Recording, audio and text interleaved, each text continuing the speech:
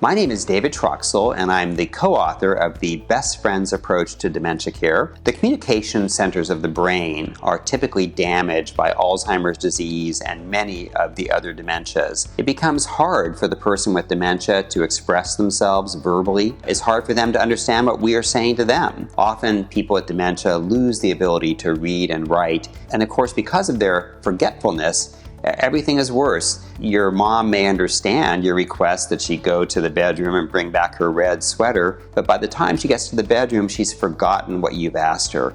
So it is a tough challenge to keep good communication going with your family member. So here are just a few ideas and tips. I think certainly the obvious ones are to slow down, make good eye contact. It's okay to repeat yourself a little bit because, again, of that short-term forgetfulness. I often do a lot of gestures with my hands. Mother, come here, sit here in this chair, and give those visual cues. Sometimes if the person's really struggling, I might even frame a question and say, hey, do you want to go outside? What do you think? Thumbs up or thumbs down? And sometimes they can communicate that way. So again, kind of learning some creative ideas. Some broader themes around communication, and some of these may seem a bit silly, but I think they're very effective. I think number one, give lots of compliments. I think it's so important if you're caring for your mother to say, Mom, you look so beautiful today in that pretty pink sweater. A compliment just takes a minute and it lifts the person up, and you might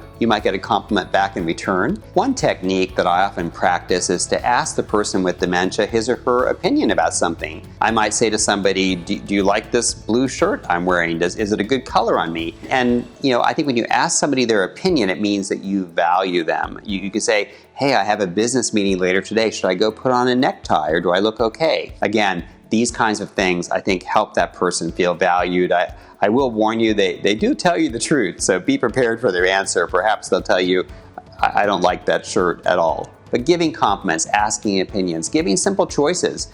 Mother, do you want to wear the blue sweater today or the purple sweater? When you give someone a choice, it helps them feel more in charge of their lives. So those are just a few different techniques. Of course, the most important thing that often we talk about in staff training particularly is don't argue, don't correct. Try to let go of the little things. Again, does it really matter that you win an argument with the person with dementia? When you fight it out, when you argue, it just reminds them of their disability. So if they say, President Obama's in the White House, you can say, I like him too. You don't need to argue or correct. I think these are some good communication tips for the person with dementia.